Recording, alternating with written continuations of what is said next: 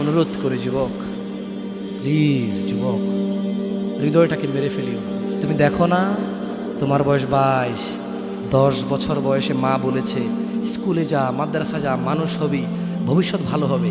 তুমি শোনোনি cricket, football, cinema, নাটক, কোথায় বিয়ে, কোথায় গায়ে হলুদ, গান বাজনা বাজিয়ে তোমার জীবন কাটাই দিছ। যুবক দেখো, 22 বছর বয়সে তুমি মূর্খ। তোমার পাশের বন্ধু পাইলট স্কুলে পড়ে, হ্যাঁ 10টা টিউশনি পড়ায়, 30,000 টাকাও কামায়। হ্যাঁ, তুমি যাকে বিয়ের প্রস্তাব দিচ্ছ কেউ রাজি নাই, ওর জন্য 5টা ঘর আসে, ওর মা বলছে এখনো ছোট, আরও পড়াশোনা করুক, আর তুমি বিয়ের জন্য হন্য হয়ে খুঁজতেছ। কোনো রিক্সাওয়ালাও তোমাকে মেয়ে দিতে রাজি। তুমি দেখো 10 বছর 15 বছর বয়সে যদি মায়ের ওই কথা মেনে নিতা, তাহলে তুমি আজকে উপকৃত থাকতা। আমি জামশেদ মজুমদার 27 বছর বয়স এসে তোমাকে বলছি তুমি গান বাজনা ছেড়ে দাও। ইনশাআল্লাহ 60 বছর পরে মারা গেলে, 30 বছর পরে মারা গেলে, 70 বছর পরে মারা গেলে ওই উপকৃত হবা। আর তা না হলে এই গান বাজনার সাথে তুমি তোমাকে ধ্বংস করে দিচ্ছ। যেদিন নিঃশ্বাস বন্ধ হয়ে যাবে সেদিন হলেও বুঝবা, বুঝতে তোমাকে হবেই। জমিনের উপরে বোঝো অথবা জমিনের নিচে বোঝো, বুঝতে তুমি হবে। শোনো, আল্লাহ কোনো কিছু বলেছে আর তুমি বুঝবা না, আহা হা, পার পাওয়া যাবে না। তবে তোমাকে বলি, যা করেছো করেছো, যা গান বাজনা শুনেছো শুনেছো, এবার আল্লাহকে ভয় করে সব ছেড়ে ইস্তেগফার করো। বলো, আল্লাহ আমাকে ক্ষমা করেন, আমার এই 2 কানে গলিত সীসা ঢালিয়েন না ইয়া আল্লাহ। ছিলাম কিন্তু আমি উপলব্ধি করতে পারিনি, ইয়া আল্লাহ আজকে আমি উপলব্ধি করছি। আল্লাহ আমি আর কখনো বাদ্যযন্ত্র দিয়ে নিজেকে আনন্দিত করব না। এই হারাম যা আপনার এত আপনাকে রাগান্বিত করে, আমি আর কোনোদিন এই হারাম দিয়ে নিজেকে আনন্দিত করব না। আমি অনুরোধ করব, চিটাগং শহরে থাকি, বেশি দিন হয় না, তবে কারো বিয়ে হলে আর 2 দিনও ঘুম হয় না, এত পরিমাণ গান বাজনা বাজায়, আল্লাহি হৃদয় ভেঙে যায়। আল্লাহর কসম, কি দিয়ে বুঝায় আপনাকে? মন চায় মারামারি করি, মন চায় গালাগালি করি, মন চায় ঝগড়া করি, মন চায় ওর বিয়ে ভেঙে দেই, মন চায় নিজে পুলিশের ওসি হয়ে ওদের সবগুলো বন্ধ করি, মন চায় রাজনৈতিক নেতা হয়ে লাঠিছোটা নিয়ে এদেরকে পেটানো শুরু করি, মন চায় আল্লাহর থেকে অনুমতি আসুক, ওহি বন্ধ হয়ে গেছে, মন চায় আল্লাহ তুমি ওহি পাঠাও, একটাকে গলায় পাড়া দেয় কতক্ষণ। মন চায় নিজেকে যদি অনেক জ্ঞানী, অনেক কিছু হতাম, কোথাও গিয়ে যদি বলতাম গান বন্ধ করো, যদি বন্ধ করে দিত, যদি এমন কিছু হতাম, কত কিছু যে মন চায়। তোমার বিবাহ তুমি রামশ্যাম যদুমধুর মতো করে ফেলেছ। যুবক, তুমি কেন কবুল পড়ে বিয়ে পড়ো? আমার তো বুঝে আসে না। বাবা, আপনি কেন আপনার ছেলেকে কবুল পড়িয়ে বিয়ে দিচ্ছেন? আমার বুঝে আসে না। ভাই, আপনি কেন আপনার মেয়েকে কবুল পড়িয়ে বিয়ে দিচ্ছেন? আমার বুঝে আসে না। আপনার মেয়ে হলুদ কাপড় পরে, মাথার মধ্যে খোপা দেয়, 3 জনে এসে দুধ খাওয়ায়, 4 জনে কোলে নিয়ে নেয়, 6 জনে গান বাজায়, 10 জনে এসে হলুদ মাখে, শুধু বুঝি মৌলবি দিয়ে কবুল পড়ালে বুঝি মুসলিমের বিয়ে হয়? শুনুন, আপনার নবী মুহাম্মদুর রাসূলুল্লাহ সাল্লাল্লাহু আলাইহি ওয়াসাল্লাম কবুলের পদ্ধতি দিয়ে গেছেন, তাই কবুল পড়ায় মুসলমানের বিয়ে মনে করেন না। কিন্তু বাকি যেগুলো করেন এগুলো কার পদ্ধতি? কার? মিথ্যা কথা বলবেন না।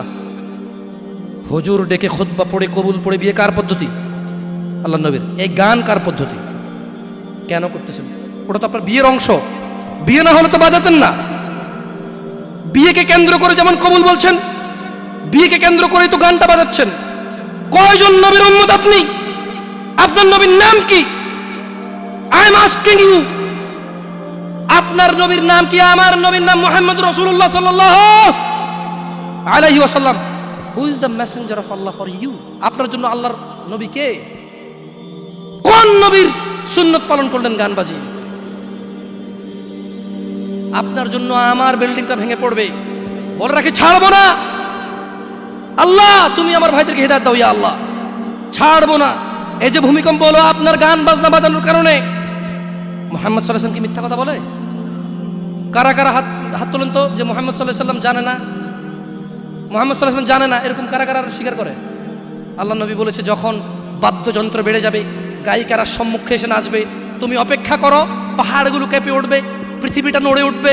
জালজালা ইযা জুলজিলাতিল আরদু জিলজালাহা, যখন পৃথিবী প্রবল কম্পনে প্রকম্পিত হবে। ওয়া খরাজাতিল আরদু আসকালাহা, যখন এই মাটি তার ভিতরে যা আছে একদম লাথি মেরে বের করে দেবে, লাশ হোক আর যাই হোক, মাটি বলবে যে বেরো, বেরো আমার থেকে, বেরো, আমি তোর আর কাউকে রাখবো না। ওয়াকাল আল ইনসান, মানুষ বলবে মালাহা মালাহা, পৃথিবীটার কি হলো, এই মাটির কি হলো? কেন সে কবরগুলো লাশগুলো বের করে দিচ্ছে? কেন সে স্বর্ণ মতি হীরা মানিক্য বের করে দিচ্ছে? মালাহা, এর কি হলো? কেন পাহাড় নড়ে উঠছে? কেন পাহাড় ভেঙে চূর্ণ বিচূর্ণ হয়ে যাচ্ছে? মানুষ বলবে মালাহা, পৃথিবীর কি হলো? বিআন্না রাব্বাকা আওহালাহা, পৃথিবী এটা করবে বিআন্না রাব্বাক, কারণ তোমার প্রতিপালক আওহালাহা পৃথিবীকে আদেশ করেছে।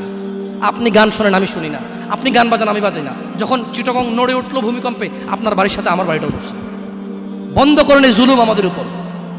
আল্লাহর দিকে তাকিয়ে বন্ধ করেন, আল্লাহর দিকে তাকিয়ে বন্ধ করেন। আপনার বাড়িটা যদি ভেঙে ফেলার ইচ্ছা হয়, বুলডোজার এনে ভেঙে ফেলেন, কেউ ধরবে?